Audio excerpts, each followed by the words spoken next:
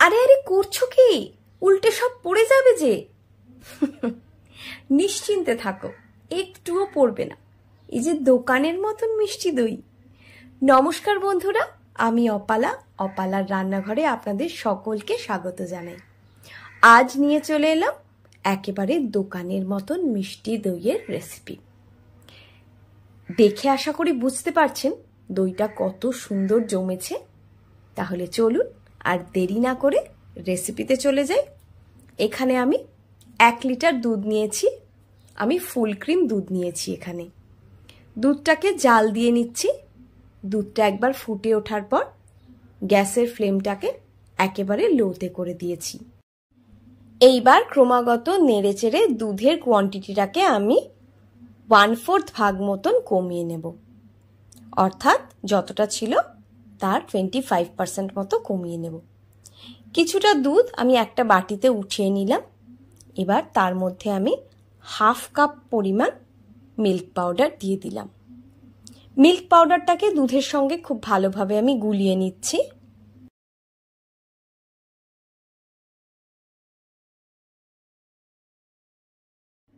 Milk পাউডারটা দুধের মধ্যে সম্পূর্ণভাবে গুলে গিয়েছে। এবার এই দুধটাকে আমি যে দুধটা জাল দিচ্ছি তার মধ্যে মিশিয়ে দিচ্ছি। আমি আজকে মিষ্টি দই বানাচ্ছি ঠিকই, তবে লাল দই কিন্তু বানাচ্ছি না। তাই আমি এখানে চিনিটাকে প্রথমে ক্যারামেলাইজ করে নিয়ে নিই। এখানে আমি 2/3 কাপ চিনি নিয়েছি। মিষ্টিটা আপনারা আপনাদের প্রয়োজন অনুযায়ী দেবেন। তবে 1 লিটার দুধের জন্য ম্যাক্সিমাম 3/4 কাপ মতন চিনি আপনারা ব্যবহার করতে পারেন। তার চেয়ে বেশি চিনি দিলে কিন্তু অতিরিক্ত মিষ্টি হয়ে যাবে। এখানে আমি সাজার জন্য দোকান থেকে আনা টক দই ব্যবহার করেছি। 1/2 কাপ পরিমাণ টক দই আমি নিয়ে নিচ্ছি।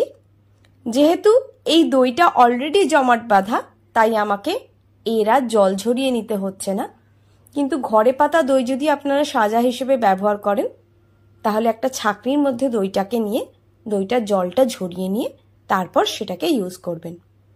দইটাকে খুব ভালোভাবে আমি ফেটিয়ে নিচ্ছি যাতে একদম ক্রিমের মতন স্মুথ হয়ে যায়। দেখুন, এদিকে এতক্ষণে চিনিটাও দুধের সঙ্গে পুরো গুলে গিয়েছে। গ্যাসের ফ্লেমটা আমি অফ করে দিয়ে দুধটাকে ঠান্ডা করে নিচ্ছি।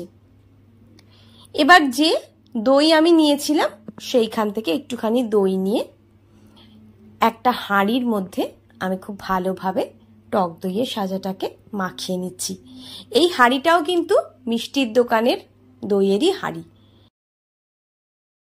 দুধটা ঠান্ডা হয়ে গিয়েছে। এবার কতটা ঠান্ডা হবে কি করে বুঝবো? দুধের মধ্যে মোটামুটি 20 সেকেন্ড মতন আঙুলটা ডুবিয়ে রাখা যাবে, এই রকম টেম্পারেচার হতে হবে। তারপর আমি সেখান থেকে কিছুটা দুধ নিয়ে নিলাম। এবার গুলিয়ে রাখা দইটার সঙ্গে আমি মিশিয়ে নিলাম। দুধের টেম্পারেচারটা একেবারে পারফেক্ট ছিল, তাই জন্য দেখুন দুধটা দইয়ের সঙ্গে মেশানোর পরে এটা আস্তে আস্তে কিরকম ঘন হয়ে যাচ্ছে। দুধটা যদি অতিরিক্ত গরম হতো তাহলে কিন্তু দুধটা কেটে যেত। এবার এই একটা বেড়ের ওপরে আমি হাঁড়িটাকে বসিয়ে নিলাম। মিষ্টির দোকান থেকে যখন দই এনেছিলাম এই বেড়টার ওপরেই কিন্তু হাঁড়িটা বসানো ছিল। আর যে ভাঁড়টার থেকে আমি দইয়ের সাজাটা নিয়েছি সেটার মধ্যেও কিছুটা দিয়ে দিলাম।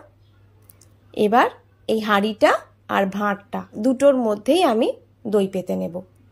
অল্প অল্প করে দুধ আমি এর মধ্যে দিয়ে দিচ্ছি।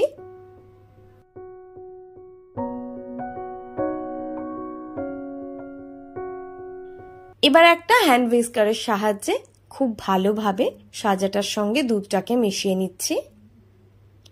ভাঁড়ের মধ্যেও একইভাবে আমি দুধটা দিয়ে দিলাম।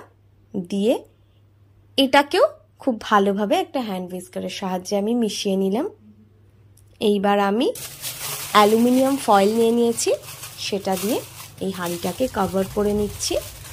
নিয়ে এর মধ্যে একটা রাবার ব্যান্ড লাগিয়ে দিচ্ছি আমি। একইভাবে ভাঁড়টাকেও আমি কভার করে নিচ্ছি একটা অ্যালুমিনিয়াম ফয়েল দিয়ে। এবার এটা একটুও নাড়াচাড়া না করে 7-8 ঘন্টার জন্য আমি রেখে দেব এইভাবেই। পরের দিন সকালবেলা আমি আপনাদেরকে দেখাচ্ছি।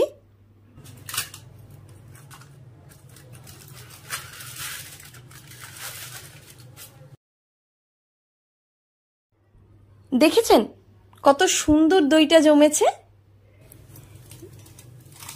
এইবার আমি হাঁড়িটা খুলেও আপনাদেরকে দেখিয়ে দিচ্ছি এটাতে কিরকম দইটা হয়েছে।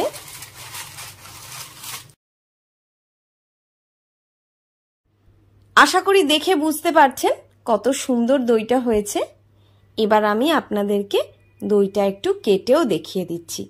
দেখুন কত সুন্দর, একেবারে ক্রিমের মতো। দই পাতার সময় সবসময় চেষ্টা করবেন মাটির পাত্রে দইটা পাততে, কারণ মাটির পাত্রে দইটা সবচেয়ে বেশি ভালো জমে। ভিডিওটা সম্পূর্ণ দেখার জন্য অসংখ্য ধন্যবাদ। রেসিপিটা ভালো লাগলে ভিডিওটাতে একটা লাইক দিয়ে চ্যানেলটা সাবস্ক্রাইব করার অনুরোধ রইল। সবাই ভালো থাকবেন।